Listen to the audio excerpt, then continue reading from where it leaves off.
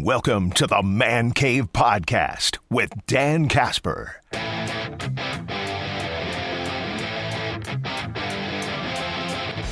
Continuing our Packers potential prospect series. Continuing our series where we're looking at some players who could be the Packers' first round pick, could be maybe an early day 2 pick. But we've been all over the board here, and we only got a couple weeks left until the NFL draft. So we're going to try to power through this and hit up as many prospects as possible. And we're going to take a look at an edge rusher from Texas A&M, Nic Scourton, and then a corner from Florida State, Azareye'h Thomas. Let's start with Nic from Texas A&M, listed at about 6'3", 260 pounds. He actually started off his collegiate career at Purdue. So if that name sounds familiar, Big Ten fans are like, oh, that guy played for Purdue.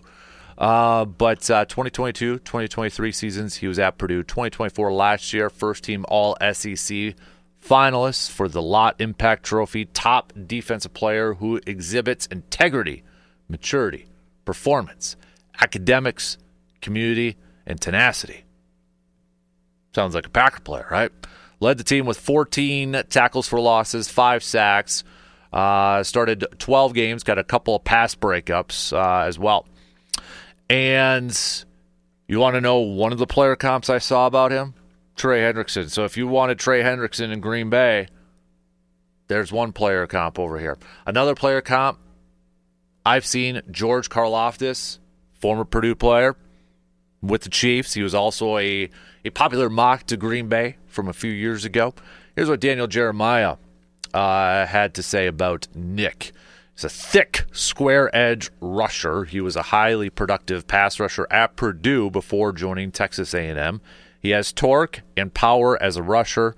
He also possesses a nifty inside spin and an effective chop-rip move to win one-on-one matchups. He doesn't have elite get-off, but he shows quickness when redirecting. He is very stout and strong as a run defender and plays with effort.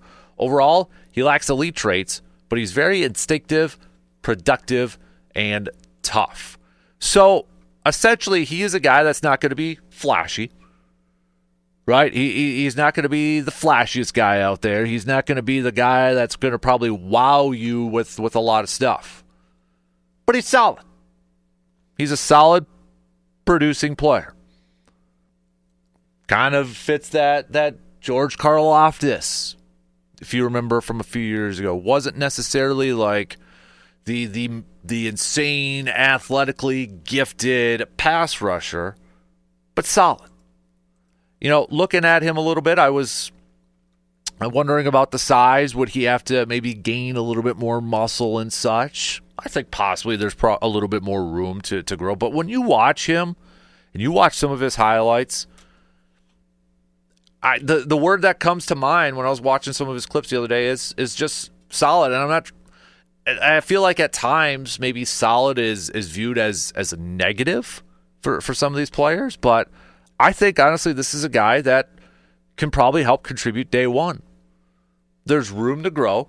There's room to get better. But I think if you wanted to put him as part of your rotation right now, he's a guy that could fit that. Again, not the flashiest player. Isn't going to blow you out with combine numbers and athletic testing. And in fact, you know, a lot of his numbers, total score for defensive ends and edge rushers from Next Gen Stats is 9th.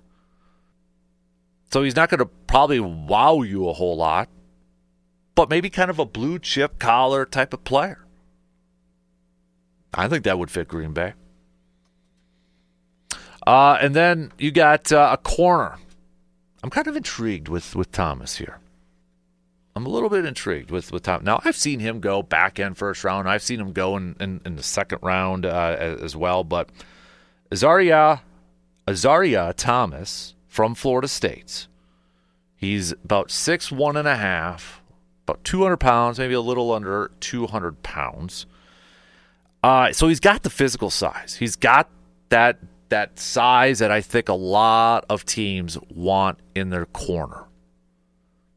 And this is what DJ had to say. He's actually falling a little bit in his top 50 rankings here. Thomas is a tall, long, and fluid cornerback in press coverage. He has the size and physicality to disrupt at the line of scrimmage, but he does need to clean up some footwork. His feet will occasionally widen at the snap, and he's forced to recover if he doesn't land his hands. From off coverage, he's effective playing from a side turn where he can explode and drive on in-breaking routes. He's a violent tackler, but he's more than willing, and he can effectively get runners on the ground.